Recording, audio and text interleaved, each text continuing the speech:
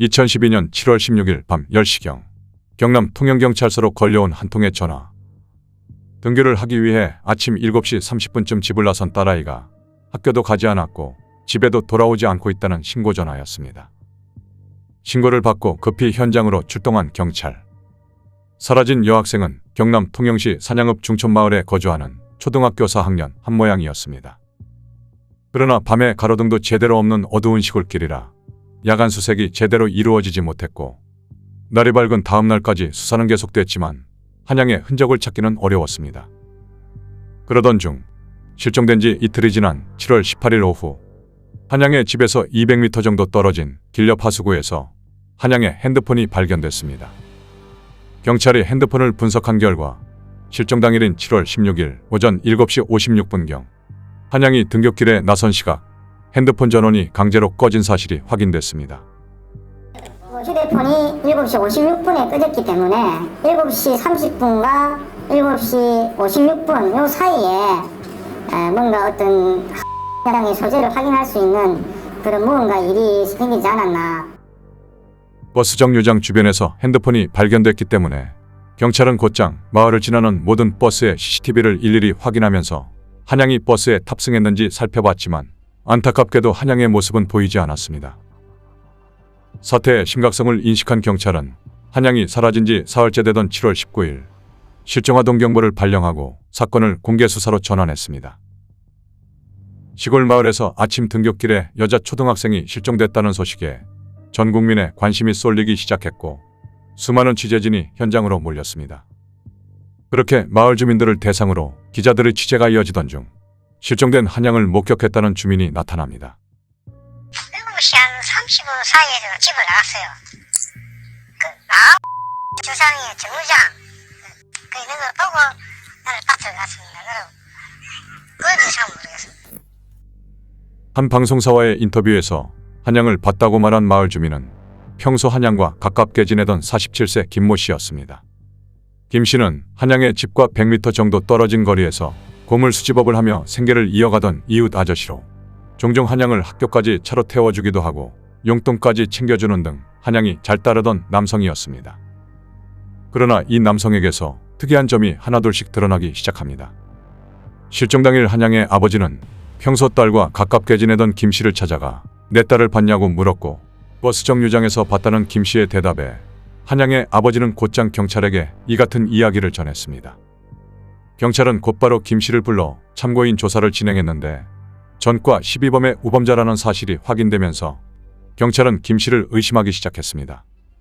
그러나 전과 이외에 다른 특이점을 발견하지 못한 경찰은 김 씨를 일단 집으로 돌려보낸 뒤 마을 주민들에게 거짓말 탐지기를 이용한 탐문을 실시하겠다고 공지했고 이 소식을 들은 주민들이 협조적인 반응을 보인 것과 달리 김 씨의 움직임이 뭔가 이상했습니다.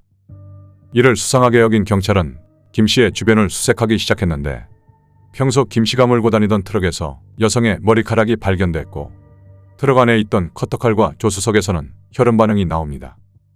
경찰은 곧바로 김 씨를 용의자로 특정하고 검거에 나섰고 낌새를 알아차린 김 씨는 사건 발생 나흘째인 7월 20일 도망치듯 잠적해버렸습니다. 경찰은 계속해서 김 씨의 행방을 추적했고 김 씨는 잠적 2일째인 7월 22일 오전 9시 40분경 통영 스포츠파크 근처에서 순찰 중이던 경찰에 긴급 체포됐습니다. 김 씨는 검거된 직후에는 범행 사실을 부인했지만 경찰의 강도 높은 추궁에 결국 한양을 차에 태우고 가다가 성폭행을 시도했는데 반항해서 목 졸라 살해한 다음 야산에 안매장했다고 범행 사실을 자백합니다. 통영 여자 초등생 성폭행 살해범 47세 김점덕의 신상이 세상에 알려지는 순간이었습니다. 해보죠. 됐어요. 다운해서 편하게 살았으면 좋겠습니다. 김점덕의 진술을 듣고 경찰은 곧바로 사체를 유기했다는 통영시 인평동 야산으로 향했습니다. 이곳은 김점덕이 살던 곳에서 10km가량 떨어진 곳으로 도로에서 60여 미터 올라간 산 중턱이었습니다. 경찰이 안매장 현장을 발굴하자 한양의 모습은 너무나 안타깝고 처참했습니다. 몸집이 작고 힘없는 어린아이는 알몸 상태로 두 손이 뒤로 묶인 채 마대자루에 들어있었습니다. 한양이 무사히 집으로 돌아오기만을 바랐던 가족들의 억장이 무너지는 순간이었습니다.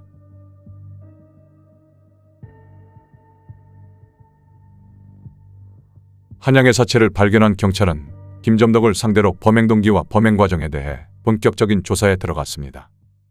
김점덕은 사건 당일인 7월 16일 오전 7시 40분경 고추밭에서 일을 하다가 목이 말라 물을 마시러 집으로 향하던 중 도로 맞은편 버스 정류장에 있던 한양이 학교까지 태워달라고 부탁했지만 일이 바빠서 안 된다라고 거절하고 버스 정류장에서 60m 정도 떨어진 곳에 정차해 차 안에 앉아 있었는데 한양이 트럭까지 쫓아와 버스비가 없다며 계속해서 조르는 바람에 어쩔 수 없이 자신의 트럭 조수석에 태웠다고 진술했습니다. 그 순간 짧은 바지를 입고 조수석에 올라탄 한양의 허벅다리가 눈에 들어온 김점덕은 절대 품지 말아야 할 추악한 감정을 갖게 됩니다. 평범한 동네 아저씨가 욕망에 미친 악마가 된 것입니다. 김점덕은 한순간에 돌변했고 한양에게 가만히 있으면 살려주고 말을 안 들으면 죽이겠다고 위협한 뒤 차에 있던 검정 테이프를 꺼내 겁에 질린 한양의 입을 틀어막고 양손을 결박했습니다. 그러고는 훤한 오전 시간대라 누군가 차량 안을 볼 수 있겠다 생각한 김점덕은 아이를 조수석 아래로 밀어넣고 차량 적재함에서 종이박스를 가져와 한양의 머리 위를 덮어 숨긴 뒤 한양의 핸드폰을 빼앗아 전원을 끄고 근처 하수구에 던져버렸습니다.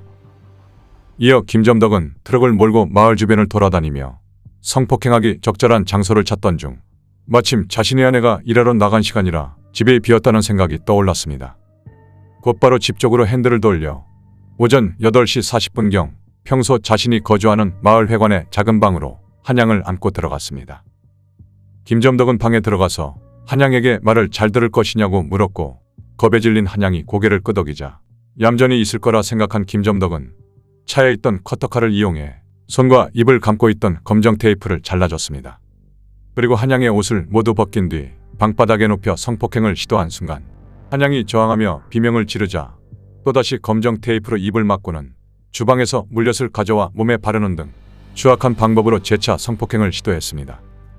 한양이 계속해서 비명을 지르며 거세게 반항하자 김점덕은 주먹으로 한양의 복부를 3-4차례 때렸고 급기야 베개를 가져와 한양의 입을 막아 소리가 밖으로 새어나가지 않도록 했습니다. 그 순간 김씨의 머릿속에는 한양을 살려두면 범행이 발각될 것이라는 생각이 떠올라 결국 살해하기로 마음을 먹습니다.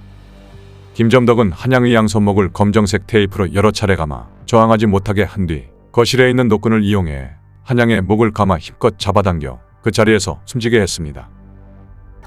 이렇게 가지고 그렇게 하니까 어떻게 어떻게 하잖아요.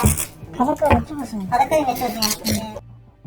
김점덕은 숨진 한양의 팔과 다리를 노끈으로 묶어 마대자루에 넣은 뒤 사체와 함께 한양이 입고 있던 옷과 가방, 신발 등을 트럭에 싣고 오전 8시 38분경 다시 트럭을 몰고 집을 나섭니다. 단 10분 어린 한양을 성폭행하고 살해하기까지 걸린 시간입니다.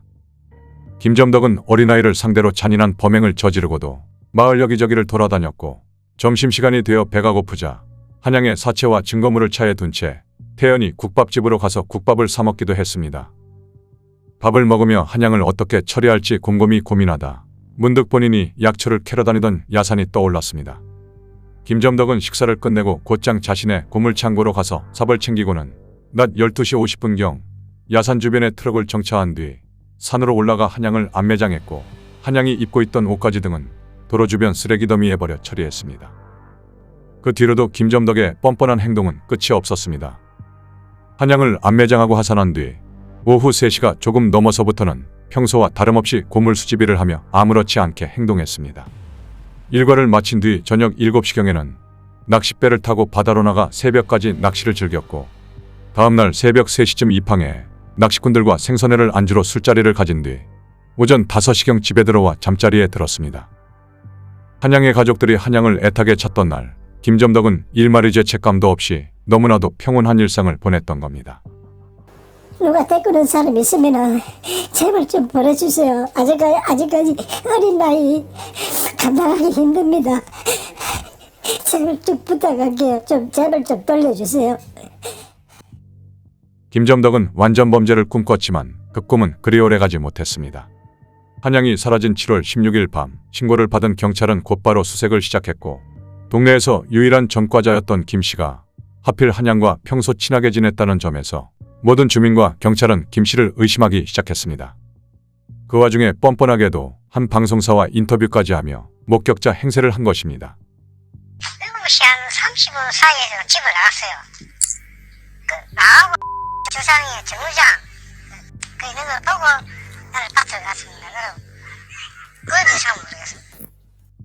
경찰은 한양이 집을 나선 지 20여 분 만에 핸드폰 전원이 꺼진 점을 볼 때 한양의 집과 불과 100m 정도 거리에서 고물 수집업을 하던 김점덕이 더욱 의심스러웠습니다.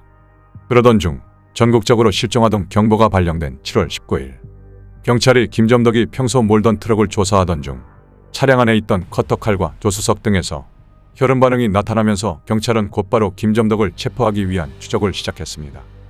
경찰의 표적이 자신을 향하게 되자 겁이 난 김점덕은 무턱대고 집을 나가 모텔과 산속을 전전하며 숨어 다녔습니다. 도주 중 죄책감이 들어 산에서 농약을 마시고 자살을 시도했지만 산을 오르던 중 농약이 든 병이 떨어져 깨지는 바람에 일부를 핥아먹기만 했다고 진술했습니다. 결국 스스로 목숨을 끊는 데 실패한 김점덕은 7월 22일 9시 40분경 통영 스포츠파크 인근에서 순찰 중이던 경찰에 긴급 체포됩니다. 성폭행을 하려다가 반항이 심해서 목을 조르게 됐다. 이렇게 이제 진술하고 있고요.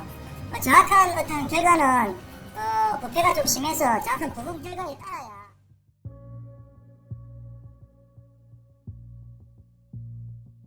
김점덕은 1985년 벌금 5만 원을 선고받은 사기죄를 시작으로 폭력과 무면허 운전, 음주운전, 절도, 성폭행 등 무려 12범의 전과 기록이 있는 인물이었습니다. 심지어 한양을 살해하기 4년 전에도 내과에서 다슬기를 채취하고 있던 62세 여성을 강간하기 위해 주먹만한 돌로 여성의 가슴과 머리를 내려치고 양손으로 목을 졸라 기절시킨 뒤 풀밭으로 옮겨 성폭행하려 했지만 여성이 기절하는 바람에 미수에 그쳐 징역 5년을 선고받은 전력이 있었습니다. 공교롭게도 경찰은 범행 발생 이틀 전 우범자 관리 차원에서 김점덕을 만났지만 범행을 막지 못했습니다. 피자에 대해서는 3개월에 한 번씩 우리 우범자 관리 규칙에서 관리하고 있었습니다. 김점덕은 출소한 뒤 베트남 여성과 결혼해 그 사이에 태어난 딸도 있었는데 김점덕의 아내 역시 아침에 한양이 버스 정류장에 앉아있는 것을 봤다고 진술했지만 60m 정도 거리에 트럭을 세워둔 남편에 대해서는 입을 열지 않은 점을 미뤄볼 때 남편의 범행 사실을 숨겼을 가능성에 대해서도 조사했지만 아내는 범죄 상황을 전혀 몰랐고 김점덕의 전과 사실을 모른 채 시집을 온 또 다른 피해자였습니다.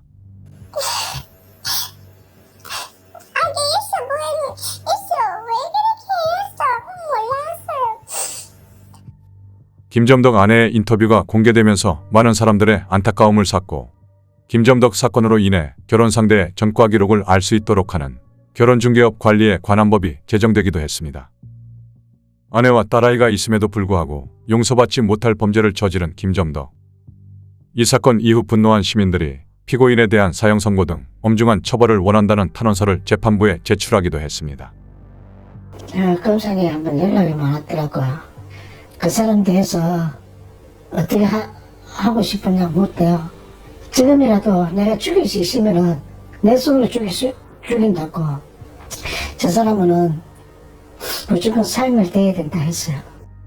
딸을 키우는 입장에서요 너무너무 억울하고요. 저런 사람은요 정말 이 세상에 진짜 살면 안 돼요. 저걸 어떻게 살아도 정말 정말 너무 억울하고 너무 그래요 진짜. 검찰이 김점덕에 대해 사형을 구형한 가운데 2012년 10월 18일 창원지방법원 통영지원은 범행이 사전에 치밀하게 계획되거나 준비되었다고 볼 수 없고 김 씨가 범행에 대해 죄책감을 느끼고 반성하고 있다며 무기징역과 함께 30년간 위치 추적 전자장치 부착명령, 10년간 신상정보 공개를 선고했습니다.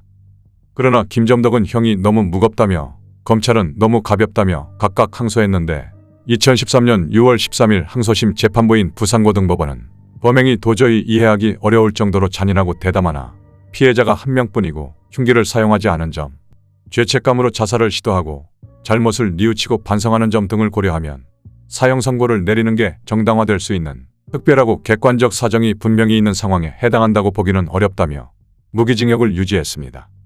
이후 2013년 9월 12일 대법원에서 김점덕은 원심대로 무기징역이 최종 확정됐습니다.